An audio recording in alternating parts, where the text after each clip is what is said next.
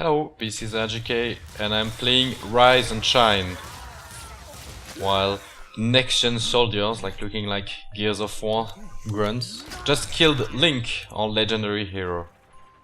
So now what happens is my character, Rise, can pick up Shine, the gun that Link was carrying, the legendary warrior. And the gun is called Shine, so we have Rise and Shine. And let's go. Let's finish him off. No, sadly we cannot. So the movements are actually quite good. You can dash, like this. You even have a double jump. But whenever you raise a gun, because when you're walking around it's holstered, but whenever you raise a gun, suddenly you are very slow. Look at the graphics of this game. Really luscious environments, everything hand-drawn, so all the layers of parallax and all, it's all very, very nice, and the sound and the visuals are all super good looking. Looks like really high production value. However, the game is quite short, so maybe it was a bit too much for a long game, so it's about 4 hours. Okay, let's have ourselves a fight. So you can take cover like this, which is kind of a bit weird in a way, because this is a game where the bad guys are next gen, and next gen is cover shooters and all that sort of stuff. And here the main character is slow when using a gun, just like when you use iron sight in shooters, and can take cover behind walls. So it feels at odds with what the game is telling in the story. It's more like I should have been on the next gen army if you know, if I had to hide behind covers. Well, usually I try not to hide behind covers. I really don't like that.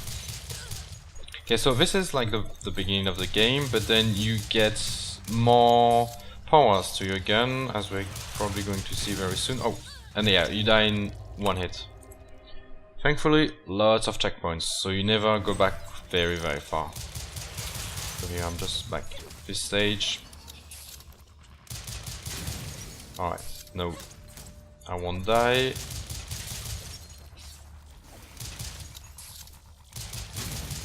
And here we go. And I get the weapon modification, which allows me to take control of a bullet, but only within a range here, like these circles. Otherwise, I lose it, but I can still shoot it outside.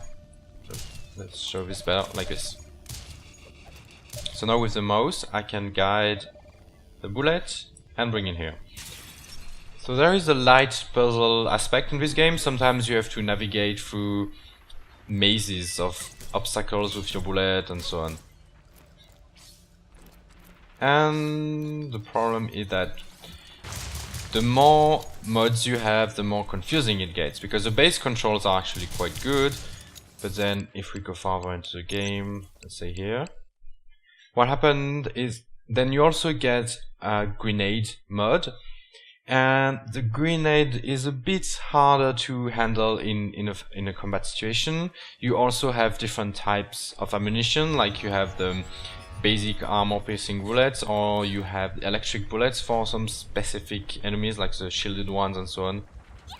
So let's quickly pass this scene.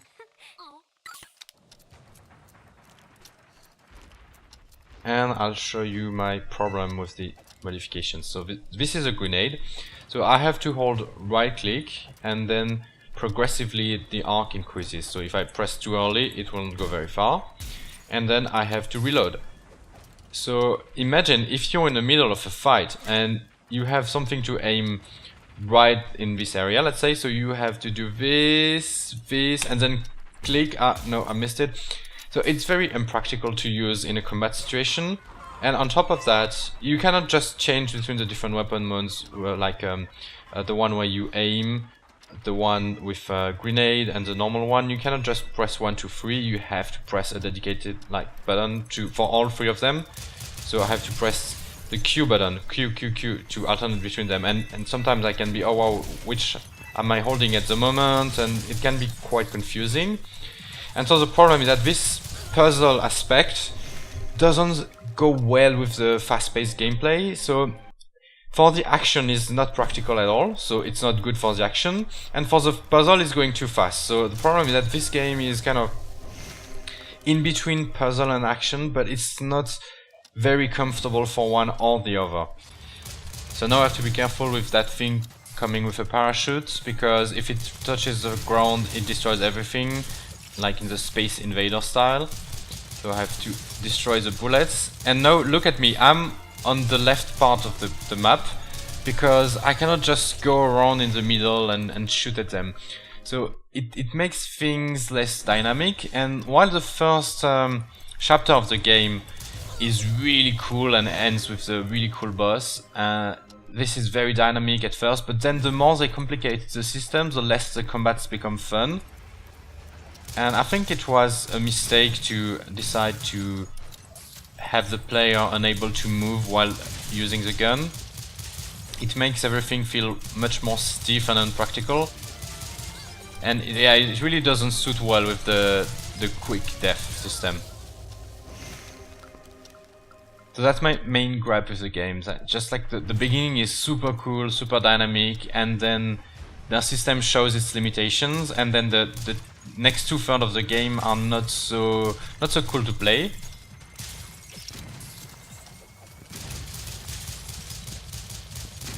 But still always pretty and all. Just that the pacing is then quite disappointing. Oh, I have to hide a bit. No, didn't do it in time because there is another button for the covers and so on.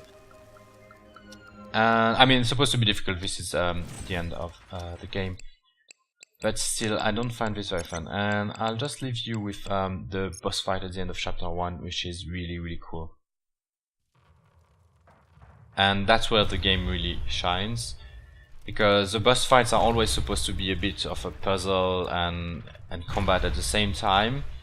And I find it much more balanced during the boss fight, except the final boss, where while you have to avoid the enemy attacks, you also have some enemy robots attacking you, so it starts to become too much on the screen. And this boss is before the grenade, so I find that things are much more okay before grenades are involved, because it's easier to switch just between 2 fire modes, and yeah, the grenades are very impractical to use in any case. Almost got hit there. And you have here and there a few puzzles with bullets that you can control remotely with your mouse. So the game tries to keep things fresh, to make you do different sort of things, but it doesn't quite work out because the combats are less and less fun as the game goes on. Alright, so I guess I've said everything I had to say on this game. So would I recommend it or not? Yes, I recommend it for the first chapter. So not the rest. You might want to wait for a sale or something. I mean, up to you. I hope you enjoyed this video. Bye bye.